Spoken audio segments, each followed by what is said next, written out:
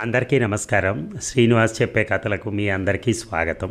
ఇప్పుడు మనం వినబోయే సీరియల్ తొలి ప్రేమ మూడో భాగం. రచన కొమ్మూరి సాంబశివరావు గారు. మరి సీరియల్లోకి వెళ్దామా? ఆ అమ్మాయి ఏమంత అందమైంది కాదు, ఏముంది, నువ్వేదో పిచ్చిలో పడి అలా పొగుడుతున్నావు అన్నాడు రవి స్నేహితుడు. నువ్వనేది నిజమే అయి ఉండొచ్చు అని ఒప్పుకున్నాడు రవి. కానీ తన కళ్ళకు ఆమె గొప్ప అందగత్తెలా ఉన్నదని మాత్రం మళ్ళీ చెప్పాడు. సామాను ఛాయ, సన్నగా పొడుగ్గా ఉండేది. నల్లని నొక్కుల జుట్టు, చిన్న కళ్ళైనా సరే చురుగ్గా మెరిసేవి.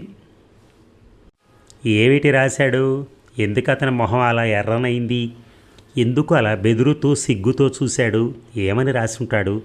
ప్రభ ఉత్తరం చదవాలని తహతహలాడుతోంది.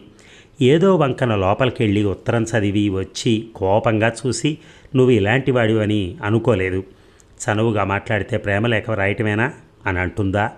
తండ్రికి చూపిస్తుందా? చింపి పారేసి ఇక నాతో మాట్లాడొద్దని అంటుందా అని అతని భయం. తన ఉత్తరానికి జవాబు రాస్తుందని అతను అనుకోలేదు. నేను వెళ్తాను అన్నాడు. అప్పుడే అందామె. వెళ్ళాలి, టైం అయింది. తల ఊపింది ప్రభ. అతడు తిన్నగా హాస్టల్కి వెళ్ళాడు. చదువుకోవాలనిపించలేదు, నిద్ర పట్టడం లేదు. 5 సార్లు మార్చి రాసి చివరికి 6వ ఉత్తరం కవర్లో పెట్టాడు.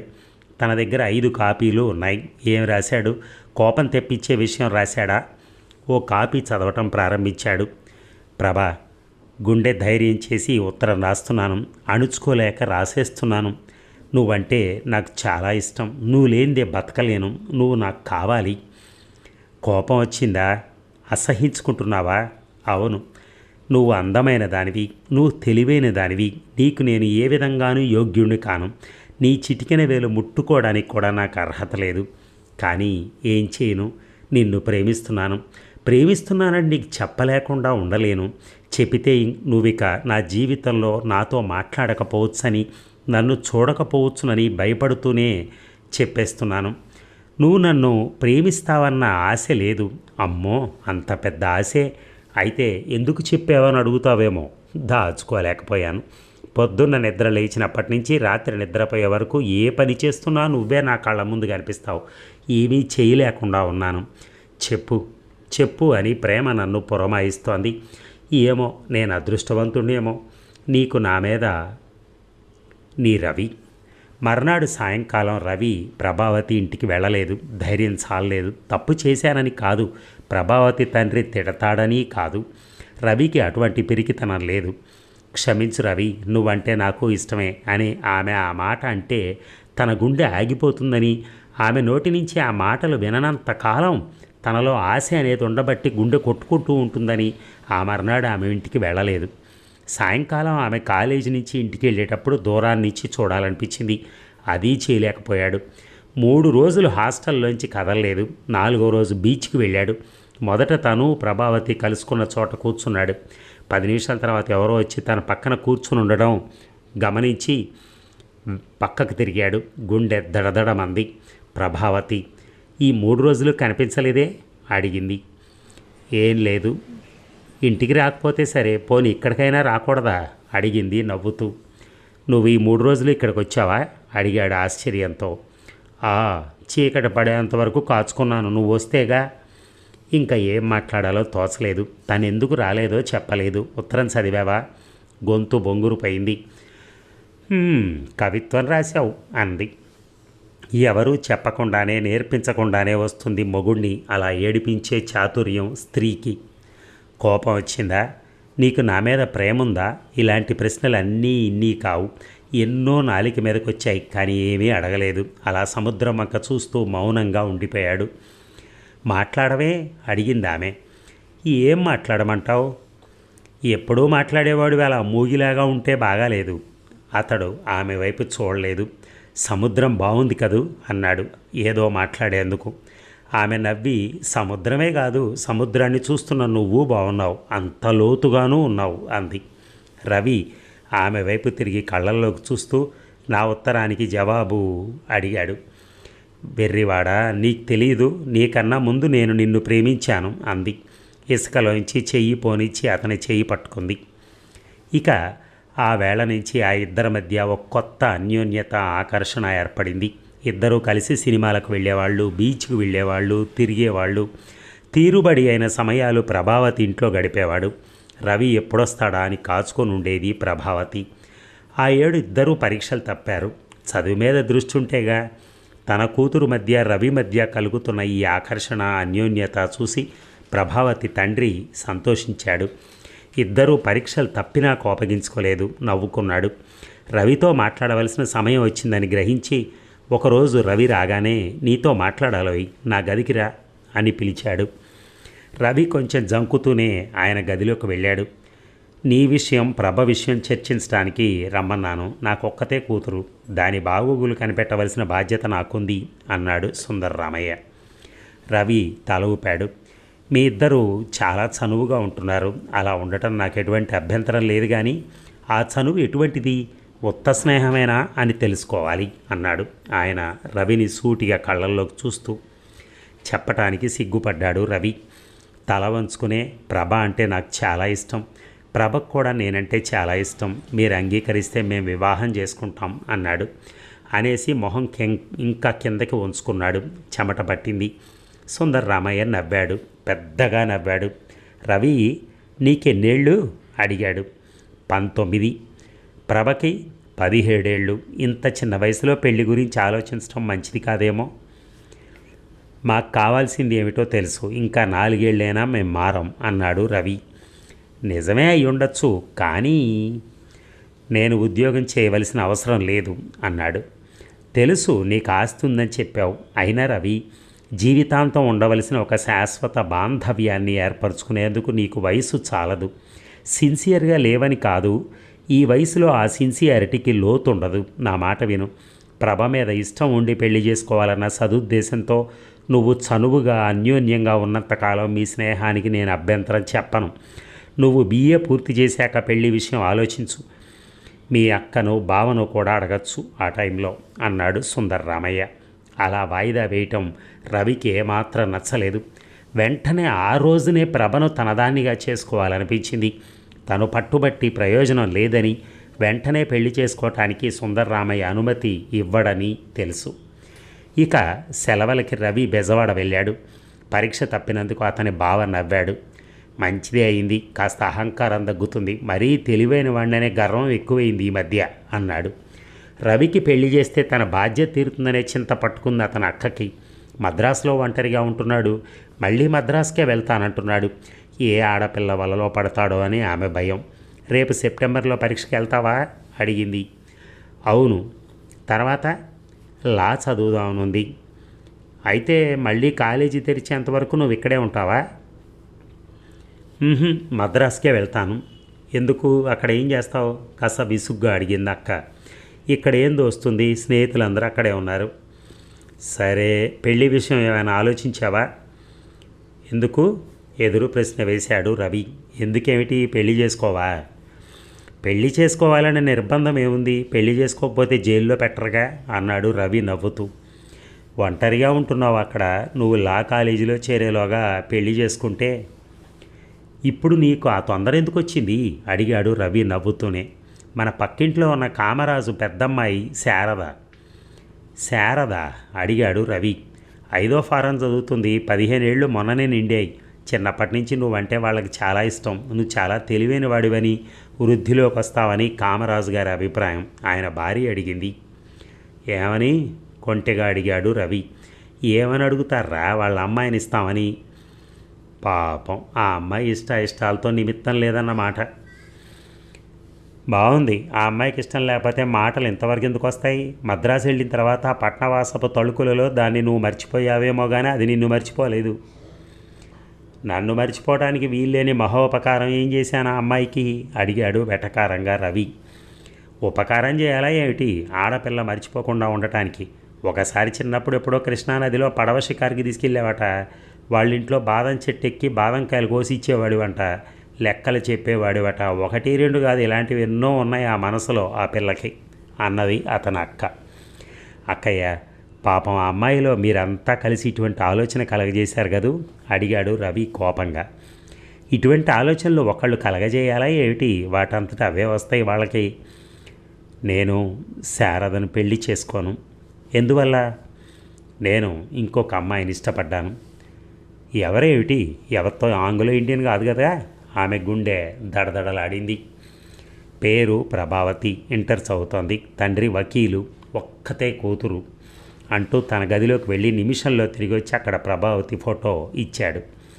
తనను అడగకుండా, తనకు చెప్పకుండా ఒక అమ్మాయిని ప్రేమించినందుకు, పెళ్లి చేసుకోవటానికి నిర్ణయించుకున్నందుకు అతని అక్కకు కాస్త ఈర్ష కలిగినా అణుచుకొని పిల్ల బాగుంది అంది. అంతలో గదిలోకి బావ వచ్చాడు. విషయం విన్నాడు. మంచిదే కానీ రవి, నీ పెళ్లి విషయం ఆలోచించడానికి ఇంకా చాలా వ్యవధి ఉందనుకుంటాను. ఎందుకు తొందర? 19 ఏళ్లేగా, అనుభవం చాలదు అన్నాడు. సుందర్రామయ్య గారు కూడా ఆ మాటే అన్నారు. ఎవరైనా అంతే అంటారు. రవి అక్క కస్సుమని లేచింది. ఎందుకు చాలదు? మీరు ఎన్నేళ్లకు పెళ్లి చేసుకున్నారేంటి? 20 ఏళ్లకేగా. మా నాన్న 17 ఏళ్లకే చేసుకున్నాడు అంది. రోజులు మారుతున్నాయి. అంత చిన్నప్పుడే పెళ్లి చేసుకోవటం మంచిది కాదు. అభిరుచులు, అభిప్రాయాలు స్థిరపడక ముందు అన్నాడు అతని బావ. ఆ పిల్లని మేము చూడనైనా చూడక్కర్లేదా అడిగింది ఆమె ఉక్రోషంతో. అదేమిటక్క ఎలా అంటావు? ఎందుకు చూడవు అన్నాడు రవి. ఆ సాయంకాలం బజార్లో వెళుతూ పక్కింటి వైపు చూశాడు. బసారాలో పూలు కడుతూ కూర్చున్న శారద కనిపించింది. పలకరింపుగా చిన్నగా నవ్వాడు. శారద కూడా నవ్వి ఇంట్లోకి వెళ్ళిపోయింది. శారదని, ప్రభావతిని మనసులో పోల్చి చూసుకున్నాడు. శారద ఎర్రగా, నాజూగ్గా ఉంది. పెద్ద కళ్ళు, శాంత స్వభావం ఆ కళ్ళల్లో గోచరిస్తోంది. చలాకీగా, చురుకుగా కనిపించదు. తను హాయిగా, తేలిగ్గా నవ్వినా, చకచకా నడిచినా, గొంతెత్తి మాట్లాడినా, సూటిగా ఎవరి కళ్ళకైనా చూసినా తనలో ఆడతనం పోతుందేమో అనుకుంటున్నట్టుంటుంది. ప్రభావతి అలా కాదు. పకపక నవ్వుతుంది, గంతులు వేస్తుంది, కళ్ళల్లోకి చూసి మాట్లాడుతుంది. తనకు శారద భార్యలా ఎలా సరిపోతుంది? తనతో జీవితం ఎలా పంచుకుంటుంది? నీరస పెట్టేస్తుంది. తన బతుకులో నవ్వు లేకుండా చేస్తుంది. ప్రపంచ భారమంతా తన భుజాల మీద మోస్తున్నట్టుగా ఉంటుంది శారదతో జీవితం. కొందరు అలాంటి వాళ్ళు ఉంటారు. వాళ్ళ తత్వమే అంత. అది వాళ్ళ తప్పు కాదు. తన నైజానికి, ఆమె నైజానికి సరిపోదు. ఇక శారదను గురించి ఆలోచించి ప్రయోజనం లేదు అనుకున్నాడు. సెలవలే కదా, బెజవాడొచ్చి ఒక వారం రోజులుండి వెళ్ళమని ప్రభావతికి ఉత్తరం రాశాడు రవి. దానికే వెళ్ళాలనుంటే వెళ్ళు అన్నాడు ఆమె తండ్రి. తను ఏ రైల్లో వస్తోంది రవికి ఉత్తరం రాసింది ప్రభావతి. రవి సంతోషం పట్టలేకపోయాడు. ప్రభావతిని ఎక్కడెక్కడికి తీసుకెళ్ళాలి, ఏమేం చూపించాలి, ఆమెను చూసి అక్క బావ ఏమంటారు, ఇటువంటి ఆలోచనలతో ఎక్సైట్ అయ్యి ఏమీ తోచక అటు ఇటు తిరుగుతూ గడిపాడు 2 రోజులు. 3వ రోజు స్టేషన్కి వెళ్ళి ప్రభావతిని జట్కాలో ఇంటికి తీసుకొచ్చాడు. ఇక ప్రభావతి 10 రోజులు ఉంది బెజవాడలో. రవి అక్క ప్రభావతిని చాలా ముద్దు చేసింది. అతని బావ కూడా చాలా ఇంప్రెస్ అయ్యాడు. మన వాడిని సుఖపెడుతుంది, బాగా చదువుకుంది, ఇద్దరికీ అభిరుచుల్లో, అభిప్రాయాల్లో ఏకీభావం ఉంది అన్నాడు. స్వగ్రామానికి బావ వెళ్తుంటే రవి కూడా ప్రభావతిని వెంటబెట్టుకుని వెళ్ళాడు. తను పుట్టిన ఇల్లు, తన పొలాలు చాలా గర్వంగా చూపించాడు. అయ్యగారు వచ్చారు అంటూ ఆ పల్లెలో జనం చూడటానికి గుంపులు గుంపులుగా వచ్చారు. నేను ఇంకో వారం 10 రోజుల్లో బయలుదేరతాను అని చెప్పాడు రవి ప్రభావతిని రైలు ఎక్కించగానే. ఎక్కడ దిగుతావు అడిగింది ఆమె. ముందు హోటల్లో, తర్వాత ఎక్కడైనా ఇల్లు తీసుకోవాలి. ఉత్తరం రాయి, ఎప్పుడు బయలుదేరేది? మా ఇంట్లో దిగాలి అంది. ఇక స్టేషన్ నుంచి వచ్చి వీధి గుమ్మం మెట్లెక్కుతూ ఉండగా పక్కింటి కిటికీలోంచి ఎవరో చూస్తూ ఉండటం గమనించి చటక్కున అటు తిరిగాడు రవి. స్టేషన్ నుంచి వచ్చి వీధి గుమ్మం మెట్టెక్కుతూ ఉండగా పక్కింటి కిటికీలోంచి ఎవరో చూస్తూ ఉండటం గమనించి చటక్కున అటు తిరిగాడు రవి. శారద మొహం తిప్పేసుకుని కిటికీ దగ్గర నుంచి వెళ్ళిపోయింది. తను చూడనప్పుడు, తను వీధిలోకి రాగానే శారద ఏ కిటికీ ఓచల మధ్య నుంచో, తలుపు సందుల్లోంచో తనను చూస్తోందని రవికి అనిపించింది. తననే కాదు, తనని, ప్రభావతిని కూడా చూసుంటుంది. ఆ అమ్మాయికి నిజంగా తన మీద ఇష్టమా, ప్రేమ, లేక తను పెళ్లి చేసుకునటం వలన ఆమె అహంకారం దెబ్బతిన్నదా? ఎందుకు అలా చూస్తోంది? ఏమని ఆలోచిస్తోంది? వాళ్ళ ఇంటికి వెళ్ళి పెళ్లి చేసుకోవటానికి నిరాకరించినందుకు సంజాయిషి చెప్పుకోవాలనిపించింది. ఎవరినీ బాధ పెట్టడం రవికి ఇష్టం లేదు. కానీ శారదతో మాట్లాడటం, ఈ విషయం నచ్చటం, మాట్లాడటం సభ్యత కాదు. వాళ్ళ ఇంటికి వెళ్ళి మీ అమ్మాయితో మాట్లాడాలి అంటే శారద తల్లి తండ్రి తిట్టి పంపేస్తారు. ఎవరినో చూసి శారదకు పెళ్లి చేస్తారు. పిల్లల్ని అంటుంది. తను ఈ లోకంలో అనుభవాలు కాచి వడపోసినట్టు, తను పెద్దవాడైనట్టు, శారదకు 15 ఏళ్లేగా, ఇంప్రెషనబుల్ ఏజ్, సులభంగా మర్చిపోతుంది అనుకున్నాడు. ఇక రెండవ ప్రపంచ యుద్ధం వలన రవి పొలాల మీద ఆదాయం బాగా పెరిగింది. మద్రాసుకు బయలుదేరే ముందు ఒకరోజు అతని బావ రవిని కూర్చోబెట్టి లెక్కలు చూపించాడు. నాకెందుకు లెక్కలు, నాకు కావలసిన డబ్బు నువ్వు పంపిస్తున్నావుగా అన్నాడు రవి. అతనికి డబ్బు విషయాలు అట్టే తెలియవు, ఇంట్రెస్టూ లేదు. నీ డబ్బు కనుక నీకు చెప్తున్నాను, తెలుసుకోవాలి అని ఆ ఏడాది పొడుగున రవికి ఎంత పంపించింది, ఎంత వచ్చింది, ఎంత బ్యాంకులో కట్టింది, ఇంకా ఎంత రావాల్సింది వివరంగా చెప్పాడు. రవి లెక్కల పుస్తకం చూసి, ఏమిటి బ్యాంకులో 20,000 ఉన్నాయా అడిగాడు. అవును, బ్యాంకులో ఈ 7 జమ కట్టిన మొత్తం 12,000. అయితే నేను కారు కొనుక్కోవచ్చు అన్నమాట. ఇప్పుడు నీ కారు ఎందుకు, చదువుకునేవాడికి ఆ బస్సులకి ట్రాములకి కాచుకోలేక చేస్తున్నాను. నీ డబ్బు నువ్వు ఎలా ఖర్చు పెట్టుకున్నా నిన్నెవరు ఆటంకపరచలేరు. కానీ రవి, ఈ డబ్బు అనుభవించడం మీదకి ఇప్పుడు దృష్టి పోతే చదువు మీద దృష్టి ఉండదు. రవి నవ్వి, కారున్నంత మాత్రాన చదువుకోనే ఏమిటి అనే ఆ విషయం అంతటితో ఆపేశాడు. ఇక మద్రాసుకు వెళ్ళాడు. హోటల్లో దిగాడు. స్నానం చేసి బట్టలు మార్చుకుని ప్రభావతిని చూడటానికి వెళ్ళాడు. వస్తున్నానని ఉత్తరం రాయలేదే అడిగింది. ఉత్తరం ఎందుకు, నేనే వచ్చేసానుగా. హోటల్లో దిగావా? అవును. సుందర్ రామయ్య ఆప్యాయంగా పలకరించాడు. 1 గంట సేపు ప్రభావతితో కబుర్లు చెప్పి రవి వెళ్ళిపోయాడు. ఆ వేళే మౌంట్ రోడ్లో షాపులన్నీ తిరిగాడు కారు కోసం. సెకండ్ హ్యాండ్ కారు కొందాం అనుకున్నాడు. ముందు సెకండ్ హ్యాండ్ కారు కొనవలసిన కర్మ తనకేమనుకుని కొత్త కారు కొనటానికే నిశ్చయించుకున్నాడు. ఆలోచించి చివరికి స్టాండర్డ్ 7 6,000 కొన్నాడు. ఎప్పుడు డెలివరీ ఇస్తారు అడిగాడు షాపు మేనేజర్ని. రేపు మధ్యాహ్నం ఇస్తాం. గుడ్, రేపు మధ్యాహ్నం 3 గంటలకు వస్తానని చెప్పి అక్కడి నుంచి బయలుదేరాడు రవి. త్యాగరాయ నగరం వీధులన్నీ తిరిగాడు. చివరికి రాఘవయ్య రోడ్లో 40 రూపాయలకు విడిగా ఉన్న చిన్న ఇల్లు అద్దెకి దొరికింది. ఇంటికి అడ్వాన్స్ ఇచ్చేశాడు. ఇంట్లో కావలసిన సామాన్లు కొనటంలో తీరిక లేక ఆవేళ ప్రభావతి ఇంటికి వెళ్ళలేదు. మర్నాడు పొద్దున డ్రైవర్ని ఏర్పాటు చేసుకోవటంలో, కారుకు షెడ్డు ఏర్పాటు చేయటంలో సరిపోయింది. మధ్యాహ్నం వెళ్ళి కారు డెలివరీ తీసుకున్నాడు. కుషన్ కవర్స్ కుట్టించటం, తివాసీలు కొనటం సాయంకాలం వరకు పట్టింది. 6 గంటలకు ప్రభావతి ఇంటికి వెళ్ళాడు. ఏమయ్యావు అడిగింది ఆమె రవి హాల్లోకి వెళ్ళగానే. వసారాల్లోకి వచ్చి చూడు. ఏమిటి వచ్చి చూడు అన్నాడు తానే ముందు వసారాలకు వెళుతూ. ప్రభావతి అతని వెనకే వెళ్ళింది. గేటు దగ్గర ఆగున్న కారుని, దాన్ని తుడుస్తున్న డ్రైవర్ని చూసి ఎక్కడిది అడిగింది. కొన్నాను. నిజంగానా అంటూ దగ్గరికి వెళ్ళింది. బాగుంది, అమ్మని నాన్నని పిలుస్తానుండు అని లోపలికి పరిగెత్తింది. సుందర్రామయ్య ఆయన భార్య వచ్చారు. సుందర్రామయ్య మొహం కాస్త చిట్లించి, అప్పుడే నీ కారెందుకు అన్నాడు. సరదాకి చెప్పాడు రవి. చదువు మీద నుంచి దృష్టి లాగేస్తుందేమో, జాగ్రత్త. మీకు తీరికగా ఉంటే రండి, డ్రైవ్కి వెళదాం. సుందర్రామయ్య నవ్వి పద అన్నాడు. బీచ్కి వెళ్ళారు. ఎవరూ దిగలేదు. నువ్వు డ్రైవ్ చేయటం నేర్చుకుంటావా అడిగింది ప్రభావతి. ఇవాళే మొదలెడతాను అన్నాడు రవి. అరగంట తర్వాత ఇంటికి బయలుదేరారు. రవి, డబ్బును గురించి నీ అభిప్రాయం ఏమిటి అడిగాడు సుందర్రామయ్య. అంటే మీ ప్రశ్న నాకు అర్థం కాలేదు. డబ్బుంటే జీవితంలో అన్నీ ఉన్నట్టే అని అనుకుంటున్నావా? ఏమో, డబ్బు లేకపోతే కావలసినవి చాలా ఉండవు. నిజమే, డబ్బుతో కొనగలిగినవి, సుఖపెట్టగలిగినవి చాలా కొనుక్కోవచ్చు. కానీ నిజంగా మనకు కావాల్సింది మనం డబ్బుతో కొనలేనప్పుడు డబ్బు విలువ గురించి తెలిసొస్తుంది. అటువంటి షాక్ తగలకుండా ఉండాలంటే డబ్బుతో కొనలేని వాటిని కాంక్షించకూడదేమో. ఇలా ఆలోచించగల శక్తి లేకపోవచ్చు. ప్రభా తర్వాత నాకు ఒక కొడుకుండేవాడు, పేరు సుధా. ప్రభాకి వాడికి 2 ఏళ్ళు తేడా. వాడికో శనివారం పొద్దున జ్వరం వచ్చింది. నేను కోర్టుకి వెళ్లకుండా ఇంట్లోనే ఉండిపోయాను. ఒక డాక్టర్ని కాదు, పెద్ద పెద్ద డాక్టర్లు 4 పిలిపించాను, ఏం అవసరం కలుగుతుందో అని. మర్నాడు బ్యాంకు సెలవని బ్యాంకు నుంచి 5,000 రూపాయలు తెప్పించి అట్టే పెట్టాను. మందులకి, డాక్టర్లకి, ట్యాక్సీలకి, ఆసుపత్రికి ఖర్చు పెట్టాల్సి వస్తుందని అనుకున్నాను.